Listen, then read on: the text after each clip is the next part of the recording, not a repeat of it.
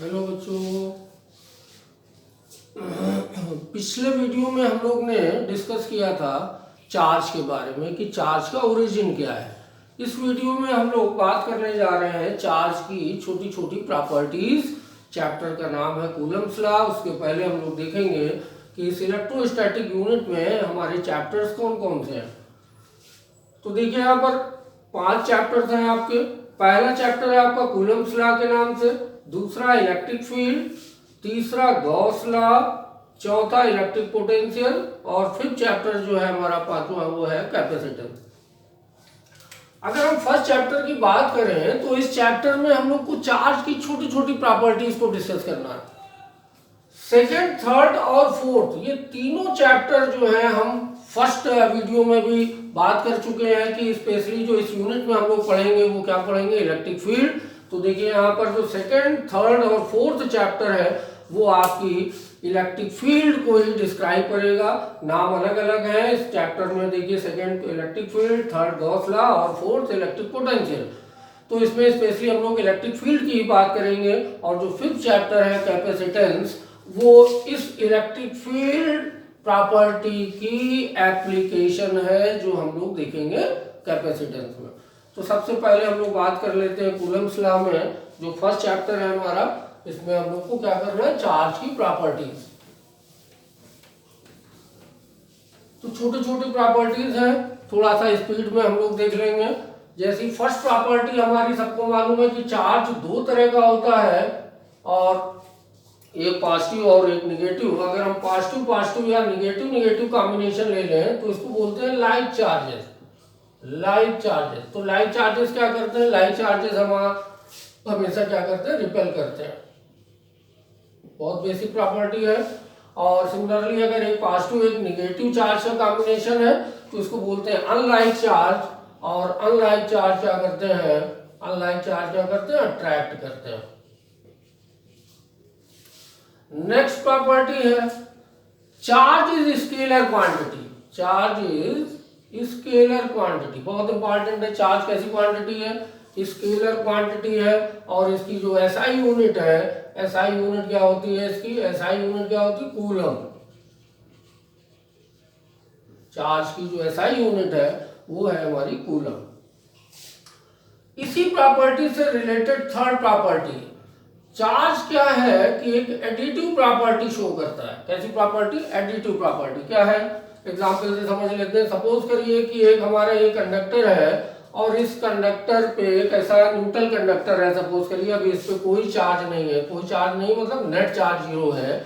और अगर हम इस पे चार्ज को सप्लाई कर दिया, सपोज करिए कि प्लस का 5 कूलम चार्ज हमने दिया बाहर से, और Q2 चार्ज दिया माइनस का 2 कूलम दिया, और Q3 चार्ज हमने और दे दिया एक 4 कूलम चार्ज प्लस का। तो अगर हम पूछे इस पर नेट चार्ज कितना होगा, तो अभी इस पर नेट चार्ज कितना होगा, नेट चार्ज कितना हो जाएगा, 5 प्लस का माइनस का 2 प्लस का 4, तो 5 4 9, 9 में से 2 गया, कितना होगा 7 कूलम प्लस का 7 कूलम। तो हमने क्या किया यहाँ पे, चार्ज एडिटिव प्रॉपर्टी शो करेगा। चार्ज स्केलर क्वांटिटी है तो हमको इसकी सीधे सीधे अलजेब्रिक सम कर देना है। इनको सीधे सीधे इनके साइन के साथ जोड़ देंगे। तो ये प्रॉपर्टी है, चार्ज एक एडिटिव प्रॉपर्टी शो करता है। नेक्स्ट प्रॉपर्टी है हमारी चार्ज इज ट्रांसफरेबल। चार्ज को हम ट्रांसफर कर सकते हैं।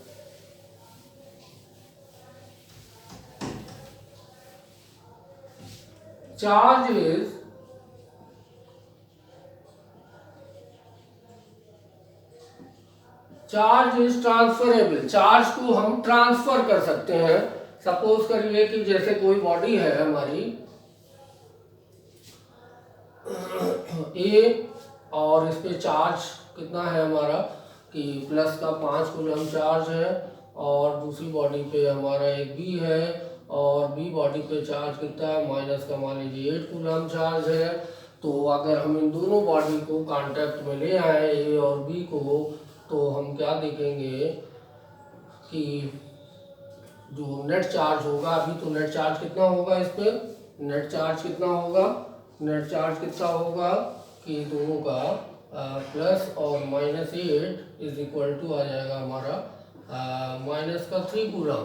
तो नेट चार्ज कितना हो गया, माइनस का 3 कूलम। अब मान लीजिए सेपरेट हो गया बॉडी ए और बी, और चार्ज हमारा ट्रांसफर हुआ मान लीजिए ए से बी में, या बी से हम कहें ए में, ट्रांसफर कितना हो गया, मान लीजिए -2 कूलम चार्ज ट्रांसफर हो गया। तो अभी ए पर कितना चार्ज होगा, ए पर चार्ज हो जाएगा हमारा +3 कूलम, और बी पे चार्ज कितना होगा, -6 coulomb.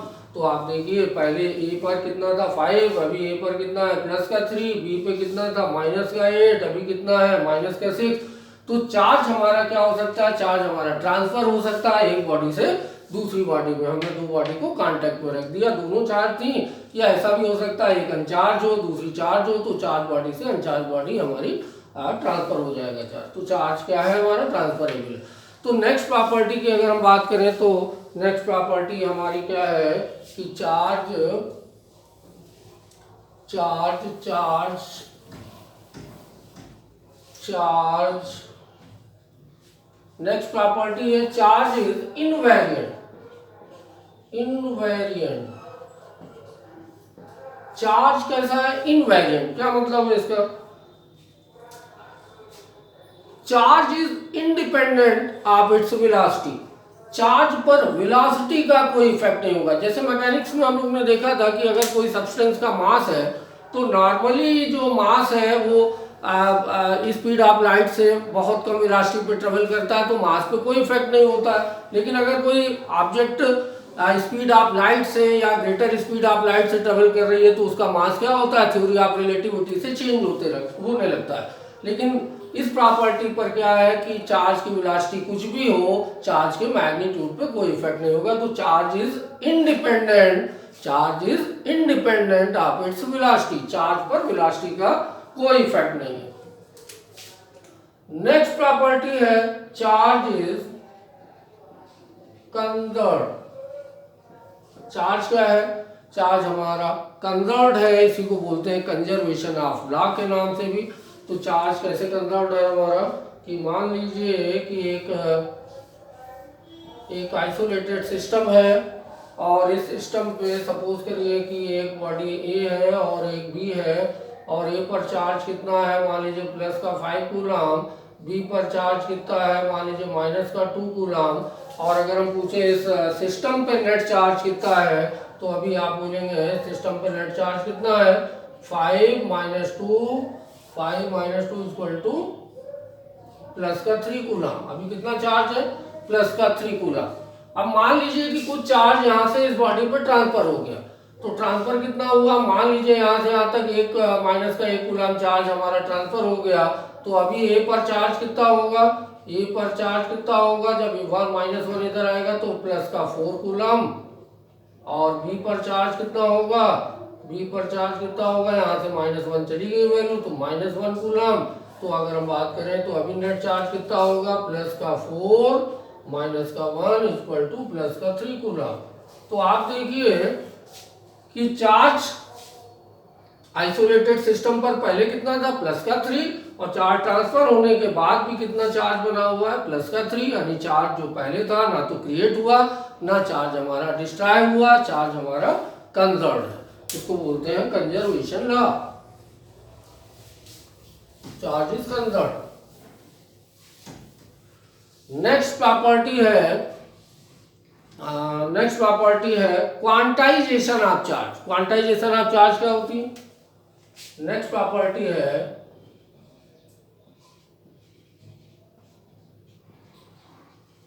Quantization of charge. Important property है, क्वेश्चन पूछ लिया जाता है। छोटे छोटे बोर्ड की अगर हम बात करें तो इस चैप्टर में बहुत छोटी छोटी प्रॉब्लम पूछ लेते हैं, लेकिन चूंकि ये चैप्टर आपका फर्स्ट चैप्टर है और ये पूरी जो आप इलेक्ट्रोस्टैट या हम बोले इलेक्ट्रोमैग्नेटिज्म जो पढ़ेंगे, इतना बड़ा पार्ट है जो, तो उसमें जो ये फर्स्ट चैप्टर है इसमें बेसिक प्रॉपर्टी हैं, छोटी छोटी प्रॉपर्टी हैं लेकिन बहुत इंपॉर्टेंट है, इनको बहुत अच्छे से करनी है। क्वांटाइजेशन ऑफ चार्ज का मतलब क्या होता है, क्वांटाइजेशन ऑफ चार्ज मीन्स क्या है कि हम लोग बात कर चुके हैं कि सबसे बेसिक चार्ज हमारा कौन सा है, एलिमेंट्री चार्ज। जो सबसे छोटा चार्ज है उसकी वैल्यू कितनी होती है 1.6 इंटू 10⁻⁻19 कूलम, प्लस या माइनस में। चार्ज हमेशा प्लस या माइनस में होगा। अभी हम बात करें कि कोई बॉडी है, मान लीजिए ए या बी, अभी हम लोग देख रहे थे, तो चार्ज जब ट्रांसफर होगा तो इसी के मल्टीपल पे होगा। जब मिनिमम वैल्यू ये है तो मिनिमम वैल्यू ये, इससे मिनिमम तो हो नहीं सकती। तो चार्ज जब ट्रांसफर होगा तो किस रेशियो में ट्रांसफर होगा, वो होगा एनी के मल्टीपल में, और इसकी वैल्यू हमेशा कैसी रहेगी, प्लस माइनस एनी। यहाँ पर एन क्या है, एक इंटीजर है जिसमें एन की वैल्यू क्या हो सकती है, 1 2 3 4 ये हो सकती है। या इसको हम दूसरे सेंस में समझे कि कोई भी बॉडी जो चार्ज को ले रही है या चार्ज को दे रही है या वो चार्ज को होल्ड कर रही है, तो कितना चार्ज होल्ड करेगी या कितना देगी या कितना लेगी चार्ज, वो प्लस माइनस एनी चार्ज लेगी। एन की वैल्यू यहाँ पर 1 2 3 कुछ भी हो सकती है, इंटीजर है। और ई जो है वो हमारा बेसिक चार्ज है, मिनिमम चार्ज है। तो ये रख के हम लोग यहाँ पर निकाल सकते हैं। अब इसी पे छोटे छोटे क्वेश्चन हो सकते हैं, जैसे मिनिमम वैल्यू कितनी हो सकती है जो चार्ज लेगा या देगा। अगर हम एन की वैल्यू 1 रखे तो रिजल्ट हमारा ये होगा, एन की वैल्यू 2 रखे तो 3.2 इंटू 10⁻⁻19, 3 रखेंगे 4.8 इंटू 10⁻⁻19 कूलम चार्ज ट्रांसफर होगा या गेन करेगी कोई body.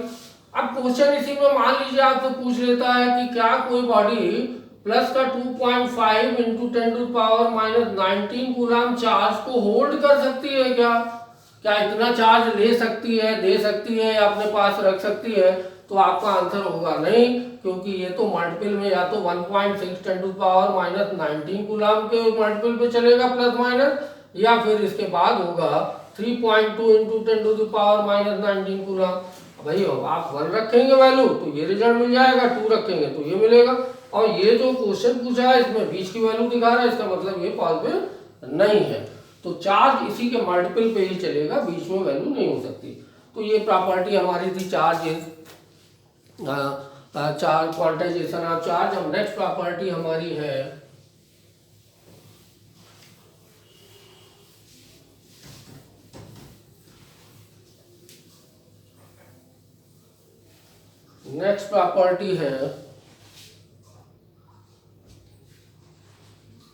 Charge density. Next property है चार्ज डेंसिटी। चार्ज डेंसिटी जैसे मास डेंसिटी आपने पढ़ रखा। मास डेंसिटी क्या था, मास अपॉन वॉल्यूम की जो मास है सब्सटेंस का वो कैसे डिस्ट्रीब्यूट है, वॉल्यूम में डिस्ट्रीब्यूट है। तो मास किसकी बात कर रहे हैं हम लोग, मास डेंसिटी की, तो मास अपॉन वॉल्यूम।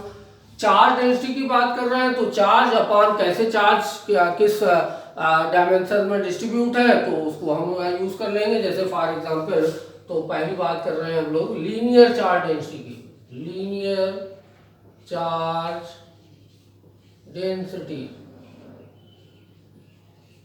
सपोज करिए कोई वायर है, नाम पे मत जाइए, पहले इधर आ जाइए एग्जांपल पे। सपोज एक वायर है जिसकी लेंथ कितनी है, एल है। इसको हमने चार्ज सप्लाई किया, कितना चार्ज सप्लाई किया, प्लस क्यू। तो चार्ज डेंसिटी क्या होगी इस केस में, उसको बोलते हैं लीनियर चार्ज डेंसिटी। इसको हम लोग लैम्डा से रिप्रेजेंट करेंगे। चार्ज कितना सप्लाई किया आपने, क्यू, और चार्ज कैसे डिस्ट्रीब्यूट है, वो लेंथ में डिस्ट्रीब्यूट है, तो चार्ज अपॉन क्या लिख देंगे, लेंथ। ये हमारी क्या है, लीनियर चार्ज डेंसिटी। यूनिट क्या होगी, कूलम पर मीटर। सेकंड हमारी है surface charge density. Surface charge density, अगर सपोज करिए चार्ज कोई मेटल की शीट है उस पे डिस्ट्रीब्यूट है। फॉर एग्जांपल जो है डायग्राम हम ड्रा कर दे रहे हैं,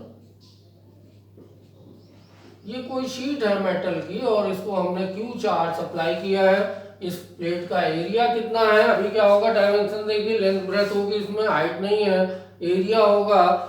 तो यहाँ पर जो चार्ज है सरफेस चार्ज डेंसिटी को हम लिखेंगे सिग्मा से, स्मॉल सिग्मा। स्मॉल सिग्मा क्या होगा, charge upon area, coulomb per metre square.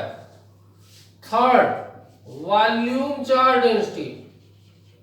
Volume charge density, volume charge density को स्मॉल रो से रिप्रेजेंट करेंगे।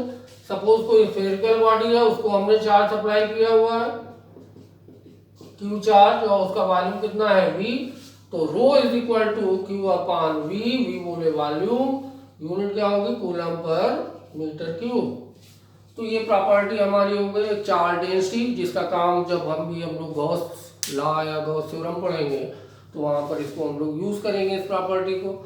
अभी नेक्स्ट प्रॉपर्टी आपकी है, इसके बाद कंडक्शन और इंडक्शन समझ लेते हैं।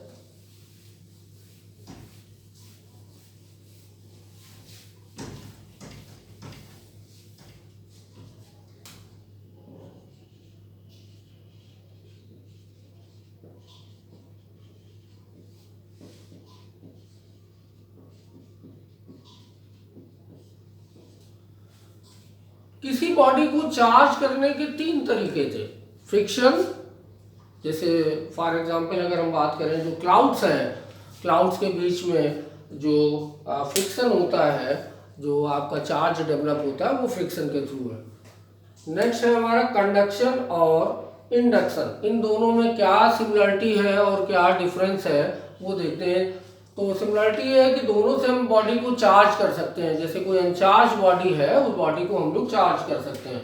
सपोज करिए कि जैसे फॉर एग्जांपल हमने कहा कंडक्शन की बात करें, तो कंडक्शन में क्या होता है कि Q1 एक बॉडी पे चार्ज है और एक बॉडी हमारी A है, Q1 चार्ज है, और दूसरी बॉडी Q2 है, चार्ज B है। और इस पे अगर हम बात करें नेट चार्ज कितना, सपोज करिए एक पे प्लस है एक पे माइनस है चार्ज। कंडक्शन में हमने क्या किया कि दो बॉडी को कांटेक्ट में रख दिया, ए और बी को। ए और बी हमारी दोनों बॉडी कैसी हो गई, कांटेक्ट में हो गई, टच कर गई।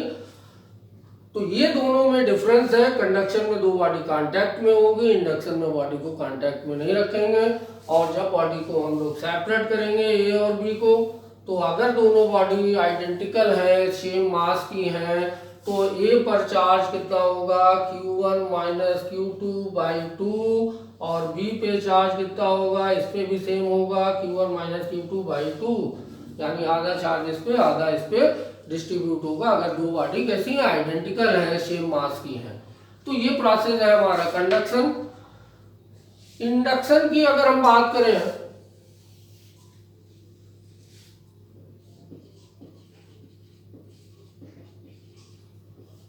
सपोज करिए कि एक बॉडी हमारी ये है,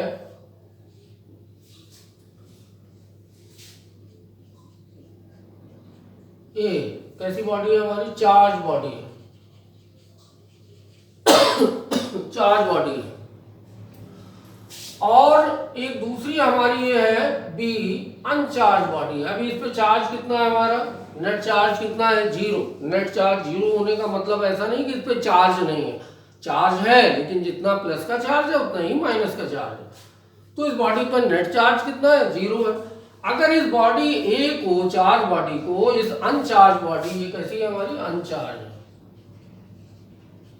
अनचार्ज बॉडी के नियर बाई लाए, क्लोज लाए, टच नहीं करा रहे हैं, जैसे इसमें हम लोग टच करा रहे थे, इसमें टच नहीं करानी है। तो क्या होगा कि इसका जो निगेटिव चार्ज है वो कहाँ आ जाएगा, इस एंड पे, और इसका पॉजिटिव चार्ज किधर सेपरेट हो जाएगा, इस एंड पे। और अगर हम इस चार्ज बॉडी को हटा दें तो वापस पूरा चार्ज क्या होगा, डिस्पर्स हो जाएगा, निगेटिव पॉजिटिव, और फिर बॉडी वैसी हो जाएगी जैसे पहले थी, न्यूट्रल। तो ये सिचुएशन हट जाएगी। अभी क्या होगा कि जब इस सिचुएशन में प्लस वाला जो बॉडी है और अगर बी के नियर बाई है, तो माइनस चार्ज यहाँ पर कलेक्ट हो गया और पॉजिटिव चार्ज यहाँ हो गया। जब ध्यान देंगे ये निगेटिव चार्ज क्या होगा, इस पॉजिटिव चार्ज से बाउंड हो गया, ये मूव नहीं कर सकता है। अभी हम क्या करेंगे, इस एंड को अर्थ से कनेक्ट कर देंगे, अर्थिंग कर देंगे। अर्थिंग करने पर क्या होगा, अर्थ कैसी है, निगेटिवली चार्ज बॉडी है, तो यहां सर क्या होगा कि इलेक्ट्रॉन यहां से मूव करेंगे और इस पॉजिटिव चार्ज को न्यूट्रलाइज कर देंगे। या हम दूसरे सेंस में कह सकते हैं कि सारा पॉजिटिव चार्ज कहां चला आया, हमारे अर्थ पे आ गया। तो जब अर्थ पे आया तो देखिए बॉडी ए जो थी हमारी, उस पे चार्ज वैसे ही बना है, उस पे तो कोई सीन नहीं हुआ, हमने 4 प्लस के चार्ज दिखाए थे उतने ही बने हुए हैं। और बी पर क्या चेंज आया कि बी पर चेंज ये आया कि जितना पॉजिटिव चार्ज था वो सब कहाँ आ गया, अर्थ पे आ गया। और निगेटिव चार्ज क्या होगा, जब हम इसको सेपरेट करेंगे तो निगेटिव चार्ज क्या होगा, ऐसे डिस्पर्स हो जाएगा। बॉडी बी कैसी हो गई, निगेटिवली चार्ज हो गई। तो कंडक्शन और इंडक्शन में क्या डिफरेंस है, कंडक्शन में बॉडी को हम लोग टच करा रहे हैं, इसमें बॉडी टच नहीं करेगी। इसमें जिस बॉडी से चार्ज हो रहा है, जैसे हम अनचार्ज भी लेते हैं तो वो बॉडी चार्ज, दोनों बॉडी पे इफेक्ट आ रहा है, चार्ज का चेंज हो रही है। लेकिन यहाँ पर अगर हम देखें जिस बॉडी से चार्ज करेंगे उस बॉडी का चार्ज उतना ही बना हुआ है और हमारी दूसरी बॉडी भी चार्ज हो गई। तो ये प्रोसेस है हमारा इंडक्शन। अब नेक्स्ट प्रॉपर्टी जो है वो आपकी बहुत इंपॉर्टेंट है मैथमेटिकली, उसकी बात कर लेते हैं।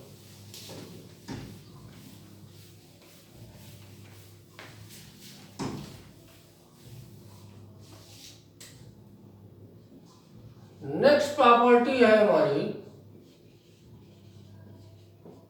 कूलम्ब्स लॉ के नाम से, इंपॉर्टेंट प्रॉपर्टी है। देखिए पीछे अभी हम लोग ने पीछे जो लेक्चर किया था ओरिजिन ऑफ चार्ज के बारे में, चार्ज का जो इंट्रोडक्शन था, चार्ज कैसे प्रोड्यूस हुआ था, और वहां पर बात आई थी कि दो बॉडी क्या करती थी, अट्रैक्ट करती थी, रिपेल कर रही थी, तमाम सारे हम लोग ने चीजों को समझा था। तो कूलम्ब्स लॉ ने, कूलम्ब साहब ने ये बताया कि दो बॉडी पे जो फोर्स लग रहा है रब करने के बाद, अट्रैक्शन या रिपल्सन, उसका मेजरमेंट क्या होगा, वो कितना फोर्स एक्सपीरियंस करेगी। क्योंकि फिजिक्स में केवल सब्जेक्टिव मैटर से बात नहीं है, हमको उसका मेजरमेंट भी देना है।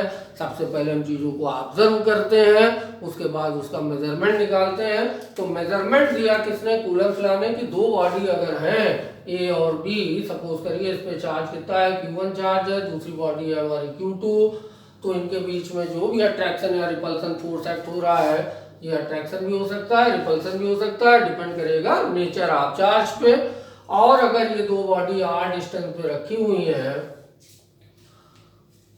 और सपोज करिए दोनों बॉडी कहाँ रखी हुई है, मीडियम क्या है बीच में, एयर या वैक्यूम हमने लिया हुआ है यहाँ पे। अभी दो बॉडी कहाँ पर है, एयर या वैक्यूम में रखी हुई है। तो उन्होंने क्या बताया कि कितना फोर्स दोनों बॉडी एक्सपीरियंस करेंगी। ये फोर्स कैसा हो सकता है, अट्रैक्शन भी हो सकता है और ये फोर्स रिपल्सन भी हो सकता है, डिपेंड करेगा नेचर ऑफ चार्ज। तो ये फोर्स डायरेक्टली प्रोपोर्शनल है Q1 और Q2 के, पहली बात। यानी चार्ज का मैग्नीट्यूड जितना ज्यादा होगा उतना ज्यादा स्ट्रांग फोर्स एक्ट करेगा। और दूसरी बात जो पॉइंट इन्होंने दिया वो क्या था, इनवर्स स्क्वायर लॉ को फॉलो करता है ये फोर्स। इनवर्स स्क्वायर लॉ, जब भी ऐसा रिलेशन होगा उसको इनवर्स स्क्वायर लॉ बोलते हैं। यानी चार्ज के बीच की डिस्टेंस जितनी ज्यादा होती जाएगी फोर्स वीक होता जाएगा। अब इन दोनों चीजों, इन दोनों बातों को अगर हम कंबाइंड फॉर्म में लिखें तो हम लिखेंगे F directly proportional Q1 Q2 upon r square. और इस डायरेक्टली प्रोपोर्शनल को जब हम हटाएंगे तो एक कांस्टेंट अप्लाई करेंगे, वो कांस्टेंट क्या होगा, 1/4 पाई एप्सिलॉन नॉट। इस सिंबल को क्या बोलते हैं, epsilon naught Q1 Q2 upon r square. ये एक रिजल्ट आया हमारा कि यहाँ से हम लोग कैलकुलेट करेंगे कि कितना फोर्स एक्ट करेगा। और यहाँ पर जो ये टर्म आप देखिए लिखा हुआ है, ये प्रोपोर्शनलिटी कांस्टेंट है और इस कांस्टेंट की वैल्यू होती है 1/4 पाई एप्सिलॉन नॉट की 9 × 10⁹ newton metre square upon coulomb square, newton metre square upon coulomb square. तो इस कांस्टेंट की वैल्यू रहती है, ये याद होनी चाहिए, हालांकि कांस्टेंट आपके सारे दिए रहते हैं। तो इस एप्सिलॉन नॉट का मतलब जरा सा समझ लेते हैं, फिर हम लोग इसको आगे बात करेंगे। एप्सिलॉन नॉट क्या चीज है, यहाँ पर एप्सिलॉन नॉट क्या चीज है, 4 तो देखिए कांस्टेंट है ही है टर्म, पाई की वैल्यू यूनिवर्सल कांस्टेंट है। एप्सिलॉन नॉट यहाँ पर क्या है, एप्सिलॉन नॉट जो है इसको बोलते हैं परमिटिविटी ऑफ फ्री स्पेस। मतलब एयर या वैक्यूम, फ्री स्पेस में क्या हमारा एयर या वैक्यूम है, उसका कांस्टेंट है। अब उसका कांस्टेंट का मतलब क्या हो गया, तो इसको जरा हम फिर से समझ लेते हैं। देखिए जो फोर्स था अभी हमने बात करी थी, दो चार्ज के मैग्नीट्यूड पे डिपेंड कर रहा था। दूसरा पॉइंट बताया था फोर्स जो है इनके बीच के डिस्टेंस के इनवर्सली प्रोपोर्शनल था स्क्वायर के। और जो तीसरा पॉइंट ये निकल के आ रहा है एक फैक्टर ये कि ये जो फोर्स है मीडियम पे भी डिपेंड करेगा। किस पे, एयर या वैक्यूम की बजाय अगर हम कोई दूसरी सब्सटेंस यहाँ पर रख दें, सपोज हम यहाँ पे ऑयल डाल दें, सपोज हम यहाँ पे वाटर यहाँ पर इसकी जगह चेंज करके रख दें, या यहाँ पर हम ग्लास का मटेरियल रख दें, तो जो भी मटेरियल हम यहाँ पे रखेंगे तो यहाँ पर इसकी वैल्यू क्या होगी, चेंज होगी। ये एप्सिलॉन नॉट किसके लिए है, इस मीडियम के लिए है, एयर या वैक्यूम। तो मीडियम का मतलब क्या हो गया कि मीडियम का मतलब हो सकता है कुछ भी इसका मीडियम से रिलेटेड, उसकी डेंसिटी हो सब्सटेंस की, उसका टेम्परेचर हो, उसका प्रेशर हो, कोई भी फिजिकल क्वांटिटी हो सकती है जो उसके फोर्स में चेंज ला रही है। तो कुल मिला के कूलम्ब्स लॉ में तीन बातें हैं कि जो फोर्स है वो चार्ज के मैग्नीट्यूड पे डिपेंड कर रहा है, डिस्टेंस पे डिपेंड कर रहा है, और किस पे डिपेंड कर रहा है, मीडियम पे डिपेंड कर रहा है। तो मीडियम में अगर एयर या वैक्यूम होगा तो हमको क्या यूज करना है, एप्सिलॉन नॉट, और इस पूरे कांस्टेंट की वैल्यू ये है, और इस कांस्टेंट की वैल्यू आपको दी रहेगी। अगर हम सेपरेट यहाँ से निकालना चाहें तो एप्सिलॉन नॉट की वैल्यू होगी कितनी, 8.85 इंटू 10⁻⁻12, और यूनिट चेंज हो जाएगी coulomb square upon newton metre square. तो ये इस कांस्टेंट की वैल्यू है, ये हमारा कूलम्स लॉ है। अब हम इस कूलम्स लॉ को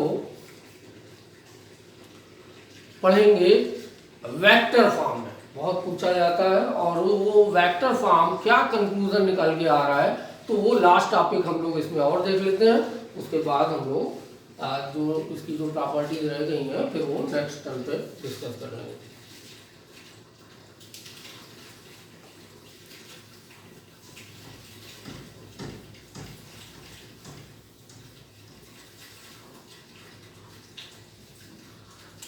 Coulomb's law in vector form.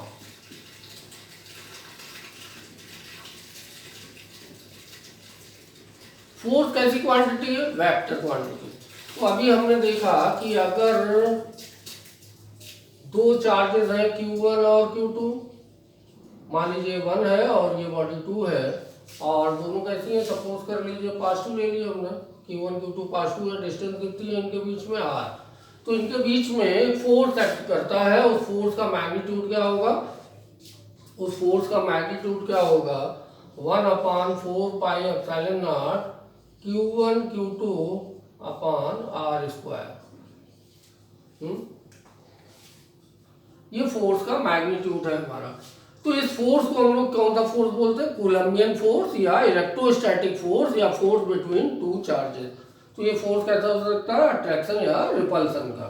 अच्छा, मान लीजिए कि अभी हम इंडिविजुअल बात करें, तो ये 1 वाली बॉडी 2 को, दोनों हमने चार्ज कैसे ले लिए, सपोज करिए दोनों पॉजिटिव ले लिए, तो अगर 1 वाली बॉडी 2 को क्या करेगी, अगर हम 2 की बात करें, इसकी बात करें 2 की, तो 1 वाली 2 को क्या करेगी, रिपेल करेगी। यानी जो 2 पे फोर्स लग रहा है, 2 पे फोर्स लग रहा है, किस पे लग रहा है, 2 पे फोर्स लग रहा है, किसके थ्रू लग रहा है, 1 वाले के थ्रू लग रहा है। तो इसको हम लिख दिया F21, या अपने समझने के लिए हमने इसको ऐसे कर लिया कि जो 2 वाली बॉडी है वो मार खा रही है, और मार कौन रहा है, 1 वाली, तो 2 नीचे, और चूंकि 1 मार रही है ये ऊपर हो गई, और उसको हमने वेक्टर से ऐसे रिप्रेजेंट कर दिया। सिमिलरली अगर हम 1 की बात करें तो 2 वाली इस पे कितना फोर्स लगाएगी, तो चूंकि 2 वाली 1 पे लगा रही है तो किधर होगा, रिपेल करेगी, तो डायरेक्शन किधर होगी, इस तरफ होगी, लेफ्ट की तरफ, और इसको हम कैसे रिप्रेजेंट करेंगे, F12, क्योंकि 2 वाली बॉडी अभी 1 पे फोर्स लगा रही है, तो क्या हो जाएगा F12।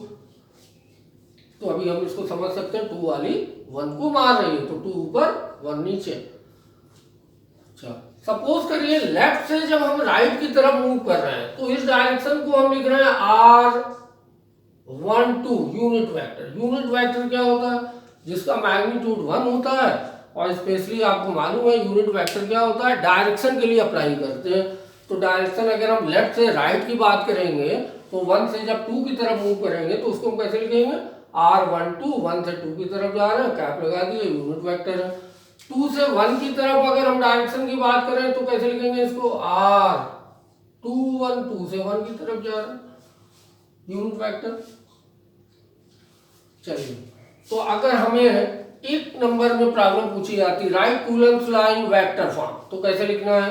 हमको मालूम है जब भी हम किसी वेक्टर को लिखते हैं तो कैसे लिखते हैं, वेक्टर ए है सपोज और उसका मैग्नीट्यूड ए है, तो उसमें हम क्या करते हैं, यूनिट वेक्टर से उसके मल्टीप्लाई कर देते हैं तो उसका वेक्टर फॉर्म आ जाता है। 11th में हम लोग वेक्टर पढ़ चुके हैं।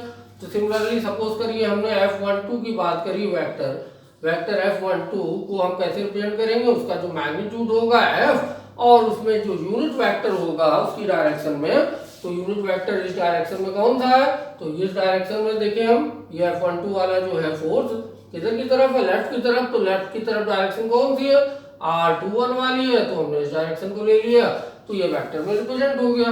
अब F का मैग्नीट्यूड कितना है, 1/4 pi epsilon naught Q1 Q2 upon R square into R21 cap, इसको हमने ऐसे लिख दिया। ये हमारी एक नंबर में अगर प्रॉब्लम पूछी जाती है तो हमको एक स्टेप बस ये लिख देना। अभी हम अगर F21 वेक्टर की बात करें, सिमिलरली F21 वेक्टर की बात करें तो उसको कैसे रिप्रेजेंट करेंगे, उसका मैग्नीट्यूड भी 1/4 pi epsilon naught Q1 Q2 upon R square into इस डायरेक्शन में यूनिट वेक्टर कौन सा है हमारा, R12 कैप, इक्वेशन 3 हो गई। तो अगर एक नंबर में प्रॉब्लम आती है तो यूनिट वेक्टर आपको पूछता है Coulomb's law in vector form, तो आप इसको भी शो कर सकते हैं इक्वेशन 2 को, या फिर इस इक्वेशन को भी दे सकते हैं इक्वेशन नंबर 3 को। अभी जरा रिजल्ट आगे देख लेते हैं जल्दी से क्या हो रहा है कि अगर हम 2 और 3 को अगर हम कंपेयर करें तो हमको देखिए यहाँ पर क्या है कि यूनिट वेक्टर जो यूनिट वेक्टर R12 कैप है वो क्या -R21 यूनिट वेक्टर कैप है।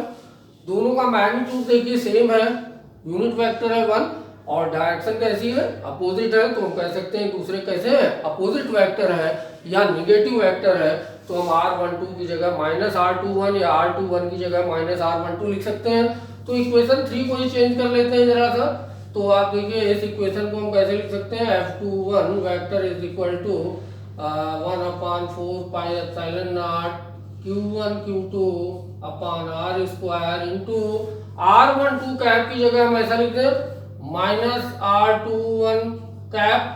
तो इक्वेशन जो 3 थी हमारी, चलिए एक स्टेप और लिख दे रहे हैं, इस माइनस साइन को अगर हम इधर ले आए तो इक्वेशन क्या आ जाएगी, R21 cap is equal to 1/4 pi epsilon naught Q1 Q2 upon R square into R21 cap. Equation number 3 हमारी 3 डैश से रिप्रेजेंट करती।